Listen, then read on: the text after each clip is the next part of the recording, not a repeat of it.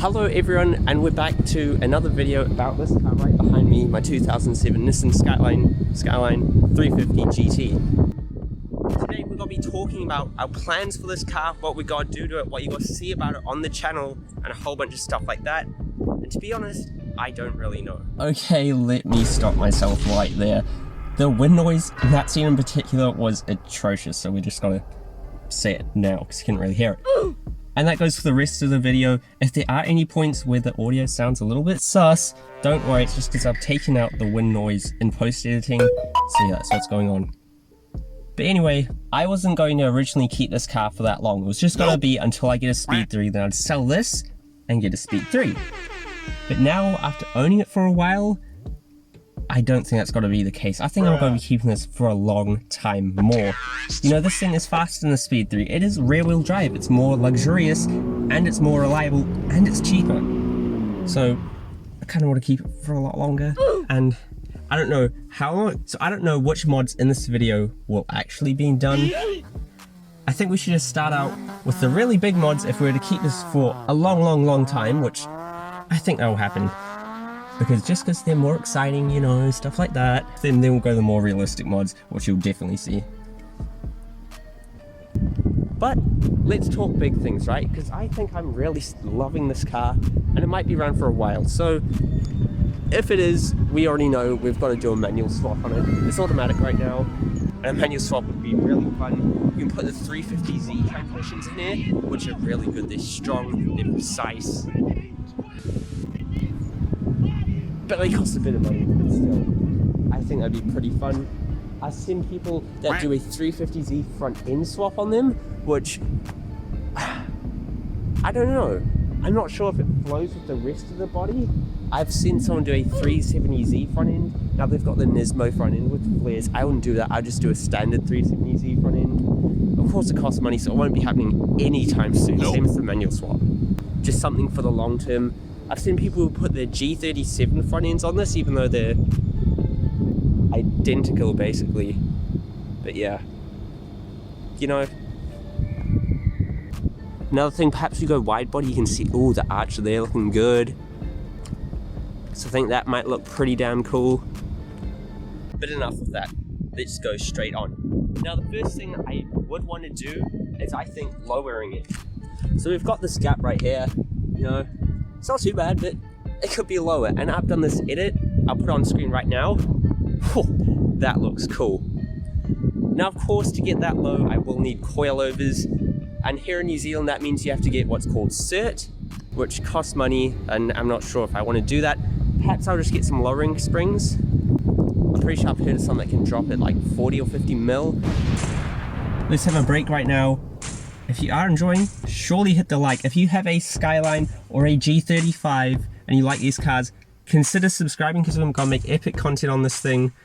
And yeah, if you're from New Zealand, surely? Yeah, let's get back to the video. And then of course, if you're thinking about that, you'd be also thinking the wheels. And I thought at first I would do wheels, but they look really good. They're made by Encase, 8.5 inches wide. We can probably put some 265s, I'm guessing, on it. Currently it's got 245s. Skinny tires just means it's easier to drift. I haven't done that, obviously. But then again, the place I work, I can get wheels for pretty cheap from there, I'd say, so it might happen anyway. One thing that has to be addressed is this chrome grille. I really don't like it being chrome, and I think it could be heavily improved if that was just in like a gloss black or something. I think we'll do that pretty soon because it's quite cheap and easy to do. Perhaps with that, we'll also black out that spoiler right there. And while we're there, I would like to debadge the back. I don't really like how this looks, but it says it's the 350GT, and well, I want people to know it's a 350GT and not a 250. So yeah. One mod that I really want to do is something with the exhaust. If you do a good exhaust setup on it, just a simple muffler delete or something, they sound so good.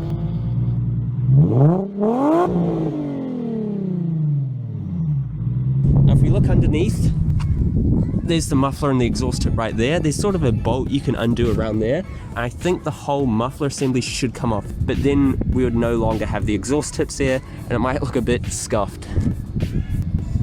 So the next thing's under the hood, and it's the intake. Before I got this car, I was planning on getting an intake just for the sound of it, but after listening to it, the factory intake sound is pretty good, I'm not gonna lie.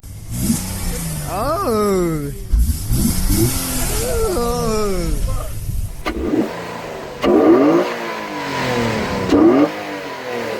So I do know if you get cold air intakes, they'll take it all the way behind this grille. We've got 2 of them and some sort of exhaust system on it. You can gain 50 crank horsepower. They'll take it to 360 horsepower at the crank. So that's like 310 wheel. Now being an NA, it is harder to make power on though. 310 or 320 wheel, whatever it is really good. So I'm not sure I'm going to focus on it too much because 310 already is quite a bit. I know we can do, you know, headers or something, perhaps, you know, cams or something, running on E85, something like that, but I don't really know how these cars respond to power and what you need to do to make power on them. So if you do know, if you could message me on Instagram, I'd really appreciate that. Twin hood latches, yeah. So in terms of power, I don't really know if we're going to go too dramatic because it already spins up the rear wheels. Pretty fun, and it's really fun. Instant response with this thing. It is a very fun car. I do want to focus on aesthetics, I know. I'm not sure, but I'm pretty sure we might end up getting a little splitter made for the front because I think it would look really cool. Perhaps with that, I can show you how we can make our own homemade side skirts. And what I have seen is these really nice big rear diffusers. I think they look really cool. And all that sort of does turn it from a car that really doesn't look like it's got much performance to something that you know has 310 horsepower. Now I have seen G37s with some really nice custom headlights, so we could build our own custom headlights for it. Might look pretty cool. In terms of taillights, I actually quite like the stock ones. I've seen some really cool ones aftermarket, like at night. The signature of these things looks so cool. They look like a proper Skyline. One thing I do think it could get done is a proper detail on it. Now whether I do it myself and I try to learn, even though it is very tiny, there's just, you know, sort of small scratches like these on the door. You probably can't, okay, you can't, yeah, you can see it there. But with the water test, they'll come out with the detail for sure. Sort of stuff on the interior, you know, like any car like this, that's all scratched up. That should be black, but I might just sand it back and leave it this color, or perhaps paint it something else. Same as on the steering wheel, it's a bit scratched up. That's very common on these cars. You know, same over here. Just small things like that. They're common problems, and it's very easy to get done. That's sort of the plans for now. Now, I'm not sure how many of them are actually going to be done. I think a lot of them will be. I think I want to keep this car for a very long time. I think we've got to see a manual swap, a front end swap, all that crazy stuff. But for now, you can probably expect lowering, exhaust, maybe different wheels, the grille, all that sort of small stuff.